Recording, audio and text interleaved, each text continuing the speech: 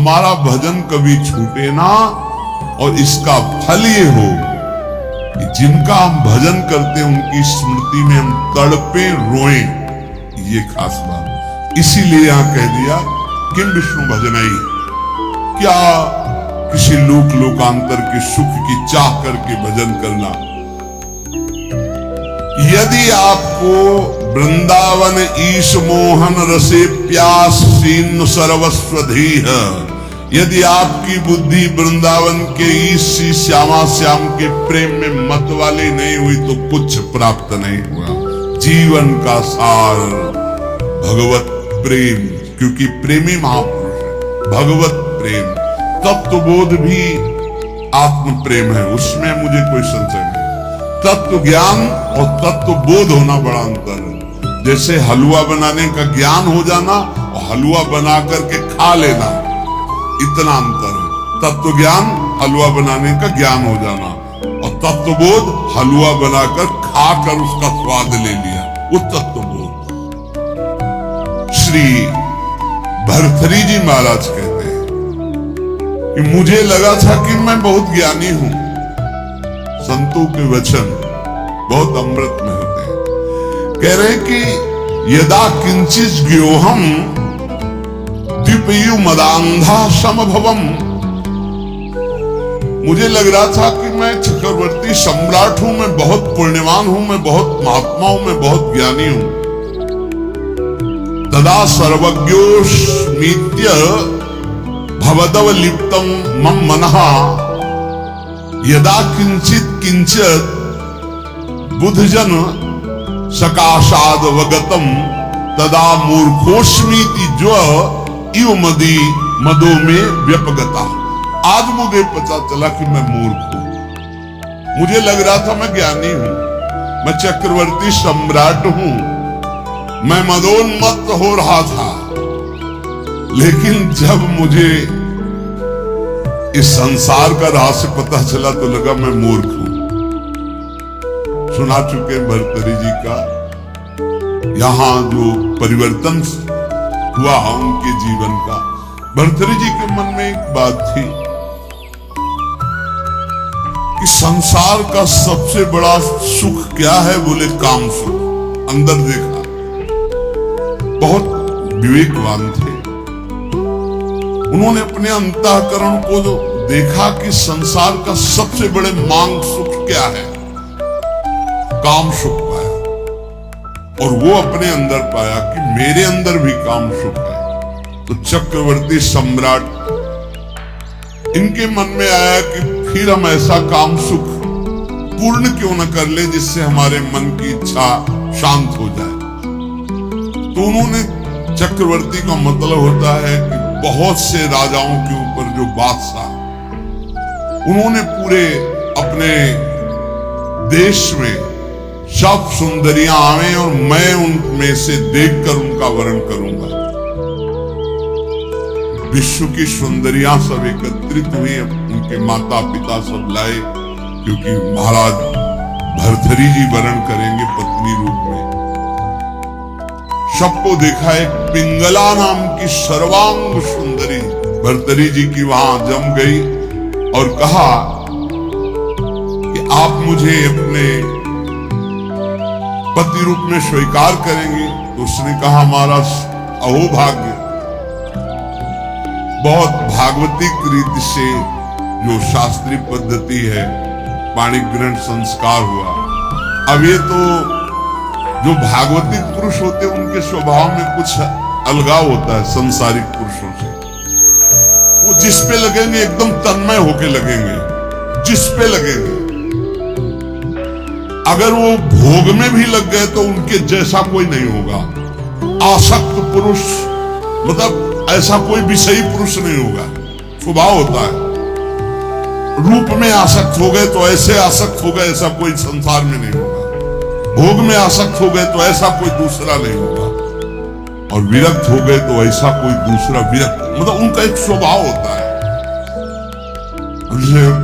पत्नी में आसक्त है तो छाता लेकर बाजार वो स्वयं नहीं जा सकते, क्योंकि अदर्शन हो जाएगा। तो पत्नी चल रही सीधे मुंह, वो चल रहे उल्टा मुंह। संसार हंसे तो हंसा करे, हर समय पत्नी के मुंह, दृष्टि पत्नी के मुंह। वही महाभागवत हुए, क्या नाम, धनुर्दास जी, क्या नाम, धनुर्दास जी नाम, बहुत बड़े महापुरुष हुए फिर, क्योंकि वो सीधा शक्ति रंगनाथ जी से। तो ऐसा होता है, भर्तृहरि जी बहुत बड़े महापुरुष। अब जीवन का राग उनके हृदय में काम में देखा कि काम स्त्री आसक्ति, विश्व सुंदरी, सर्वांग सुंदरी पिंगला। उन्होंने ऐलान कर दिया, राजकाज विक्रमादित्य देखेंगे, मैं इस बात का अनुभव करूंगा कि क्या सुख इसमें है। क्योंकि बताया ना, अलग खोपड़ी होती है। जो भागवतिक महापुरुष होते हैं उनका चिंतन ही अलग होता है। बड़ी ही सुंदर पत्नी की बिल्व मंगल जी की पातिव्रत धर्म से एक बार नहीं देखा। वो आसक्त चिंतामणि में तो आसक्त अलग खोपड़ी होती है। और रात दिन केवल महाराज भर्तृहरि पिंगला, हर खान पान की व्यवस्था, बस पर्दे के अंदर सामग्री रख दो, जाओ। कोई प्रश्न उत्तर नहीं, कोई राष्ट्र की बात नहीं, कोई समाज की बात। ये अनुभवी जैसे वैज्ञानिक नहीं होते कि जब जिस विषय का शोध करना होता है तो बस उसी में पूरा चित्त लगा देते हैं। समय कट रहा था और मन की चाल होती नवम नवम नवम। मन कभी एक में रमण करने के लिए बहुत काल तक राजी नहीं होगा, उसकी चाल होती नवम नवम भोग। एक दिन पिंगला अपने महल के पीछे की खिड़की खोल करके ऐसे ही देख रही थी, तो देखा अश्वपाल हजारों घोड़ों की देख रेख करने वाले सेवकों का स्वामी हष्ट पुष्ट से। अचानक दृष्टि उसकी बड़ी दुस्नेह से नमन किया, क्योंकि महाराज देखते ही आसक्त हो गई पिंगला। अब विचार कीजिए, चक्रवर्ती सम्राट महाराज भर्तृहरि से भला वो अश्वपाल किस योगी चित्त पूरा आसक्त। अब मिलन शुरू हो गया और राजकाज विक्रमादित्य को दे दिया था। विक्रमादित्य बहुत प्रवीण थे। उन्होंने कहा कि शास्त्र प्रमाणित किसी का भी मन कभी भी कहीं भी विचलित हो सकता है, इसलिए मेरे भाई इस समय शुद्ध में नहीं है, इसलिए गुप्तचर रूप से दास दासियां हर समय तैनात कि कहीं हमारे महाराज को किसी भी तरह की हानि ना हो जाए। सूचना मिली कि हानि प्रारंभ हो चुकी है। एक अश्वपाल एकांत में महारानी से मिलता है। महाराज दिन में शयन करते हैं, उस समय वो मिलती। पूरी बात पक्की जब देख ली, भर्तृहरि जी को सूचना दी कि महाराज विक्रमादित्य आपसे मिलना चाहते। बहुत प्रवीण थी पिंगला, तुरंत समझ गई। हमें लगता है हमारी बात उन तक पहुंच गई। उनका महाराज, मैं आपके भाई की एक बात कहना चाहती हूँ कि उनकी दृष्टि हमारे ऊपर बहुत गलत है। उनका महल से तो निकलती नहीं, गलत कैसे हो गई?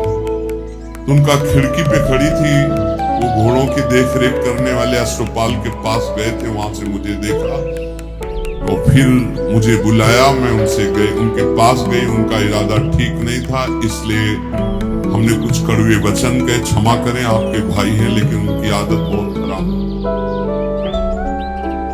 ऐसा विक्रमादित्य कर सकता है?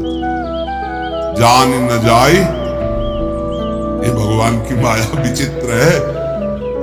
विक्रमादित्य बोले, भ्राताश्री आपके साथ छल हो रहा? बोले हाँ मुझे पता है छल हो रहा, तुम्हारे जैसा नीच भाई होगा तो छल क्यों? यही बताने आए हो ना कि पिंगला आचरणहीन है। आपको पता है? बोले पता है हमें कि तू आचरणहीन है।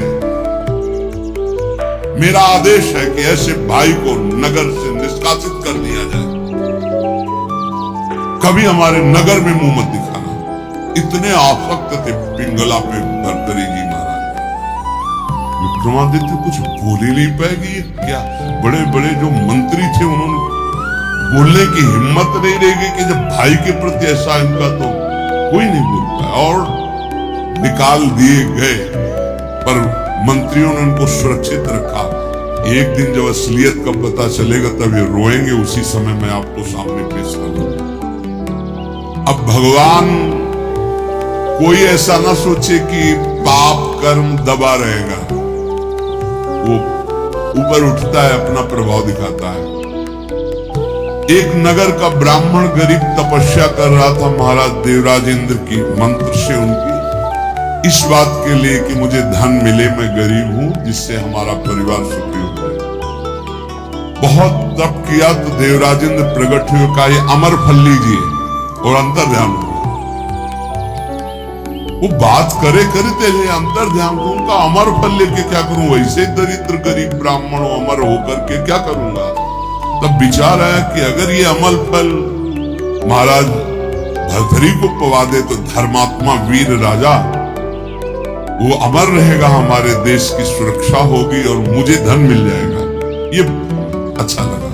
वो गए, महाराज की जय जयकार। पहले राजाओं के दरबार में या महल में ब्राह्मणों के लिए, ऋषियों के लिए, महात्माओं के लिए निषेध नहीं था, उनके लिए नहीं था कि हम आज्ञा लेकर आए।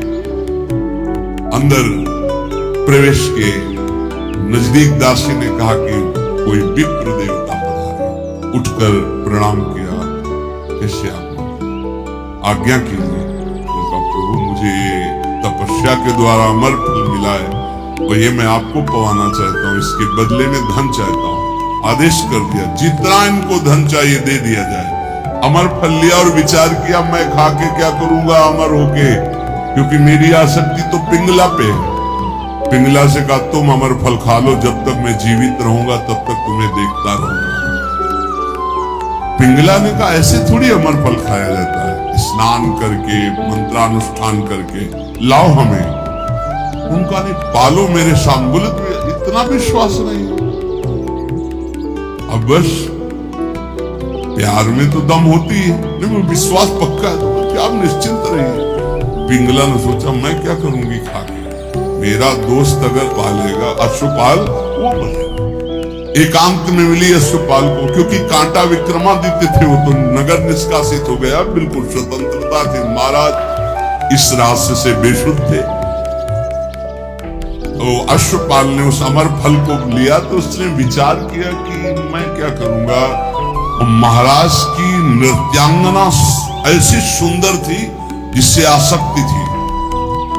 मिला और कहा देखो ये अमर फल मुझे मिला है, आप पालोगी तो जब तक मैं जीवित रहूंगा आपको देखता रहूंगा, मिलता। ठीक है। नृत्यांगना ने सोचा जिसके दरबार की मैं नृत्यांगना हूं, अगर वो महाराज अमर रहेंगे तो हमारा जीवन सार्थक रहेगा, महाराज मुझे बहुत सम्मान देंगे जब मैं अमर फल दे दूं। उसने प्रार्थना करवाई कि आपके दरबार की नृत्यांगना मिलना चाहती है आपसे। बुला लिया, अब महाराज ये अमर फल।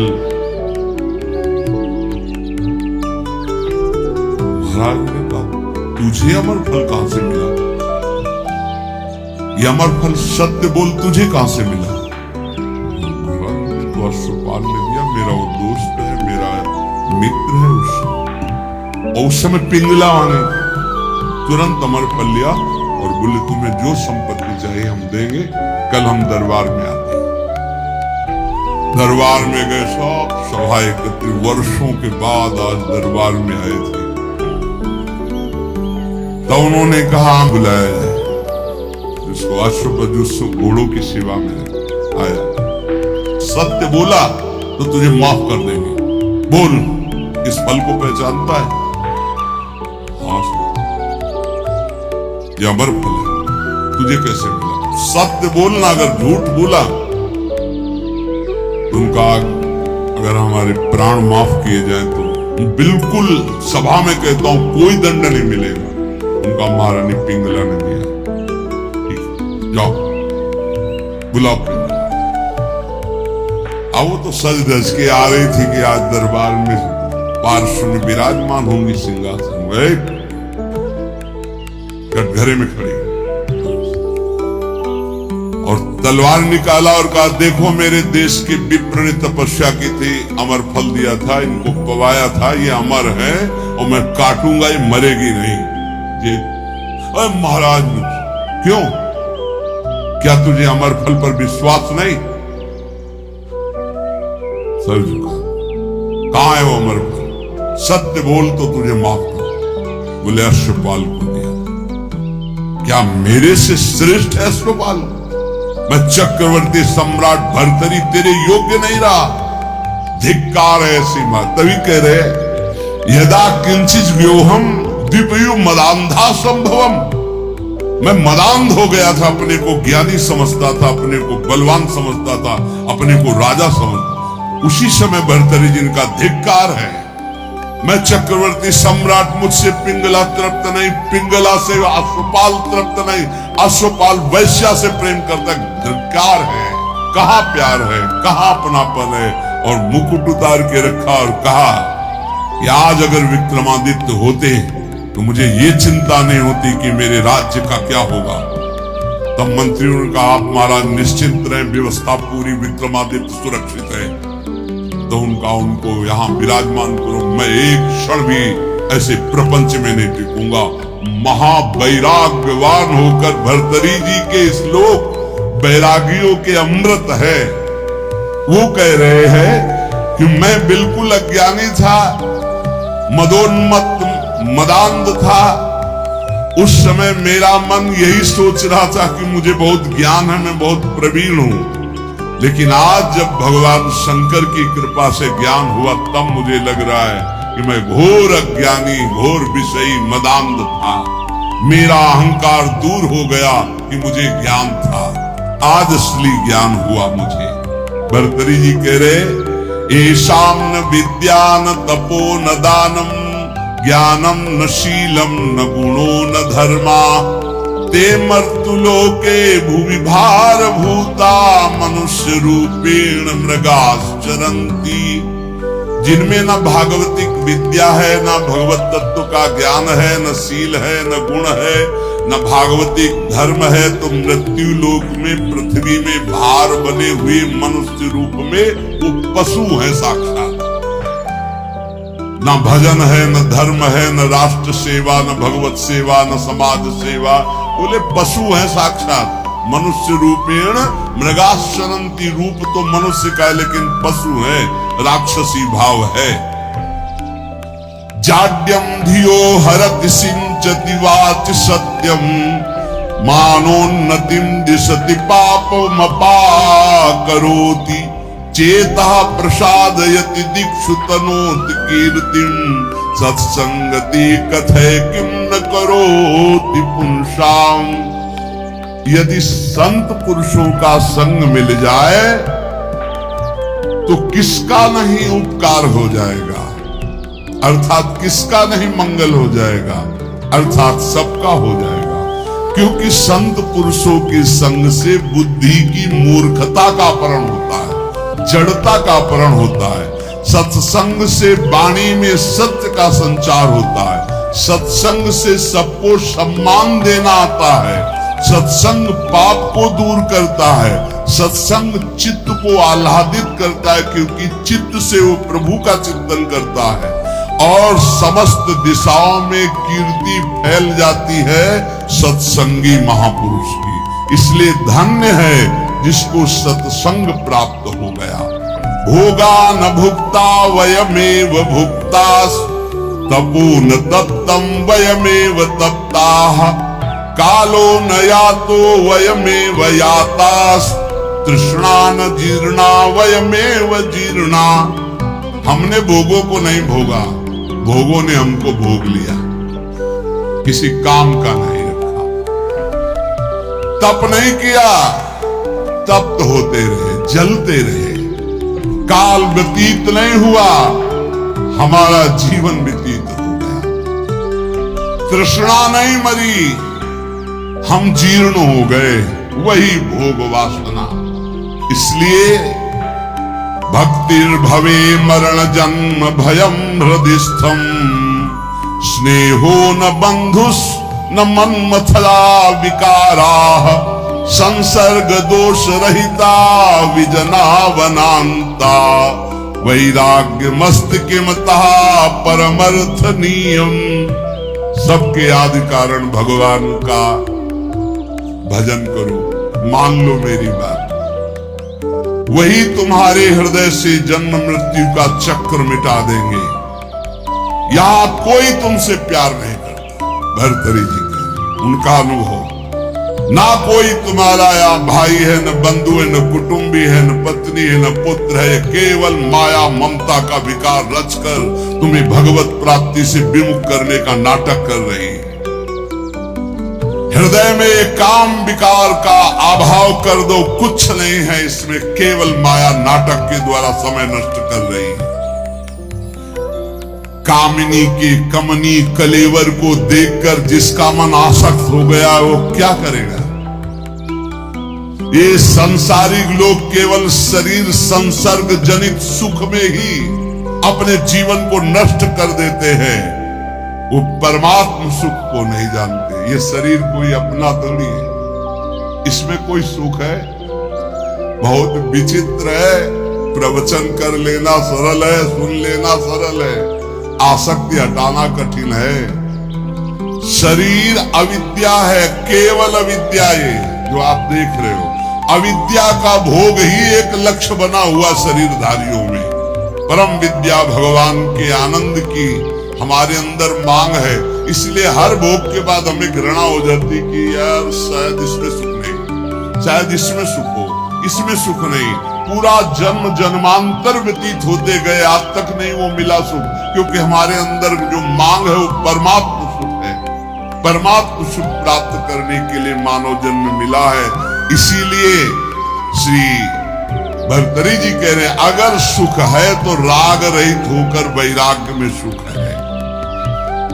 जब तक शरीर स्वस्थ है तब तक भगवत प्राप्ति का उपाय कर लो, नहीं धोखा हो जाएगा।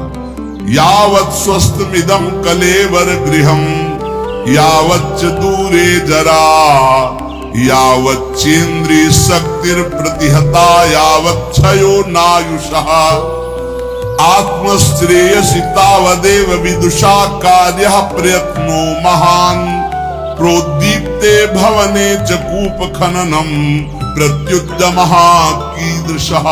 भर्तरी जी महाराज कह रहे, जब तक तुम्हारा शरीर जवान है, स्वस्थ है, आप भजन कर लो। बुढ़ापा में भजन नहीं कर पाओगे, बुढ़ापे में भजन नहीं होता, प्रपंच होता है। प्रपंच जीवन भर प्रपंच किया तो बुढ़ापे में प्रपंच ही। बूढ़े तोता को कुछ नई चीज नहीं सिखा सकते। एक लाया गया था तोता, जैसे को राधा, तो राधा नहीं बोलेगा, उसको जो सिखाया गया था वो बूढ़ा तोता उतना ही बोलता था। जैसे मिठू तो कहेगा मिठू, राधा नहीं बोलेगा क्योंकि सिखाया नहीं गया।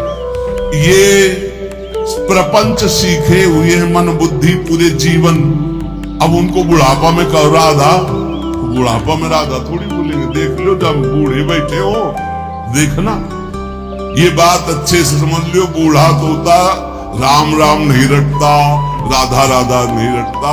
तो कह रहे जब बुढ़ापा आ जाएगा तो भजन नहीं होगा, जवानी में भजन नहीं करोगे तो बुढ़ापा भजन नहीं होगा। एक सुन लो, जो जीवन में भजन किए बुढ़ापा में भी भजन करेंगे, जो जवानी में भजन नहीं किए बुढ़ापा में नहीं कर पाएंगे। पक्का समझ लो, पक्का नहीं कर पाएंगे।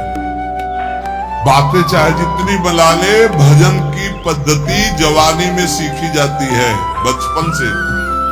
ये बहुत बढ़िया कृपा हो गई, आप लोग सब नौजवान भजन में लगे हो। अगर इस समय अपनी निरंतर भजनाकार वृत्ति कर लो ना, जिससे आगे चल करके भजन करना थोड़ी पड़ता है, नहीं चलता। बड़ा आनंद, क्षण क्षण रुदन करन, ऐसा आनंद प्रकट होता। मान लो जो आनंद की खोज कर रहे हो कहीं नहीं, सिर्फ भजन में मान लीजिए, प्रार्थना मान लीजिए, सब सुख आपको घेर लेंगे। क्योंकि माधव की चेरी माया है, और आप माधव का भजन करते हो तो माया आपकी सेवा में हो जाएगी। और माया की तरफ माधव को छोड़कर चलोगे फिर नहीं चल पाओगे। पक्का समझ लीजिए, अगर हरि को छोड़कर तुम माया को भजना शुरू कर दोगे तो कुछ छात नहीं लगेगा। हरि को पकड़ लोगे तो, पर हरि को कोई नहीं पकड़ रहा। पक्का बहुत बड़ी माया की प्रभाव प्रलोभन प्रवृत्ति है, हरि को एक क्षण में छोड़ देगी। एक बार नारायण भगवान ने कहा लक्ष्मी जी से कि देखो प्रभाव तो हमारे ही जोर का है। तो लक्ष्मी जी ने कहा वैसे हम आपके ही प्रभाव से प्रभावित है, लेकिन दुनिया में हमारा ही प्रभाव है। बोले हमारा तो विश्वंभर नाम है, पूरे विश्व का भरण पोषण तो मैं करता हूं। विनोद हो रहा था लक्ष्मी नारायण जी का। तो लक्ष्मी जी ने कहा जहां चाहो तहां तुम अपना प्रभाव दिखा के देखो, फिर हम अपना प्रभाव दिखा के अगर आपको हटा न दे तो बताना। भगवान ने कहा हटा तो तुम नहीं सकती। तो लक्ष्मी जी ने कहा धक्का लगवा के हटा दे। बोले चलो अब हम तय करते हैं। तो एक ध्यान में देखा बहुत संतों की सेवा करने वाला भगत, उसके यहाँ सन्यासी बन के भगवान गए। देवी देखा, साष्टांग दंडवत किया, चरणामृत उतारा, तखत पे आसन लगाया, बैठाया। महाराज बस कुछ क्षण रुको, अभी भिक्षा बन रही थी। भिक्षा इतने खांसती हुई एक लकड़ी ली हुई बूढ़ी का रूप रख के लक्ष्मी जी गए। बच्चा कुछ भोजन मिलेगा? हाँ माता जी, स्वामी जी बैठे अभी भोजन बन रहा है, बस स्वामी जी को पवाया आपको। भगवान नारायण मुस्कुराए, माता जी को जमीन में बैठाला गया, स्वामी जी तखत मुस्कुराए ना भगवान की, देखा ना आदर तो हमारा ही हो रहा है। लक्ष्मी जी का चुप रहो, भी छोड़ दे। आए तो स्वामी जी अपन नारियल का खप्पर, लक्ष्मी जी ने कहा बच्चा हम बर्तन अपने पास रखती, झोली बढ़िया रत्न जटित सोने की थाल, सोने की कटोरियां, ऐसे चांदी। भगत ने सोचा मैया ऊपर ऐसे देखने में बूढ़ी बाड़ी लगती है तो कितना कीमती सामान है, पर भाई हो सकता है बड़े घरों की हो अपना ऐसे परोसा सब। अब स्वामी जी की तरफ तो दृष्टि, माता जी लाओ माता जी बर्तन धो के हम आपको दे दें। बोले नहीं बेटा, एक बार जिस बर्तन में पाते हम दोबारा उसमें पाते नहीं, और ये तुम ही रख लो। अरे बोले माता जी बड़ी कृपा, पर बोले बेटा आज रात रुको। अब माता जी जिंदगी भर रुको, आपका घर है। पर बोले जहां सन्यासी रुकते हैं वहां में, ये स्वामी जी आप चलो। बोले नहीं बेटा रात तो रुक ले। बोले नहीं, देखो स्वामी जी मतलब समझ जाओ आप बस हो गई हमारी श्रद्धा। लक्ष्मी जी मुस्कुरा के प्रभु इशारे से और आगे बढ़े, इशारा कर देंगे तो धक्का मार के निकाल देगा आपको। बोले नारायण नारायण, अच्छा भाई चलते हैं हम। और जो ही गए सो लक्ष्मी जी गए। भला नारायण के मिला लक्ष्मी जी का स्वयं का वाहन उल्लू है, उल्लू बना दिया उसको। ना वो बर्तन रह गए और ना वो बुढ़िया रह गई। समझ लो नारायण को भी धक्का लगवा दे ऐसी माया है। भर्तरी जी कह रहे जब तक शरीर स्वस्थ है, यावत स्वस्थ मिदम कलेवरम यावत चतुरे जरा, तुम्हारा बुढ़ापा दूर है तभी तक तुम भजन कर लो। कहीं ऐसा न हो कि आग लगने पर कुआं खोदना मूर्खता जैसे कही जाती है, ऐसे काल भगवान तुम्हारा सर्वस्व नाश कर दे और तुम भगवान का भजन नहीं कर पाए तो तुम्हारा जीवन व्यर्थ चला जाएगा। इसलिए सब ये सत्संग जो सुनाया जा रहा है उसका सार है, कोई तुम्हें प्यार नहीं करता, यहाँ कोई तुम्हारा नहीं, एकमात्र श्री भगवान का आश्रय लेकर सबकी सेवा करो। जो तुम्हें कर्तव्य कर्म मिला, तुम किसी के पति हो, किसी के पुत्र हो, किसी के परिवार के कोई सदस्य हो, अपने धर्म का पालन करो, सब में भगवत भाव करो, नाम जप करो।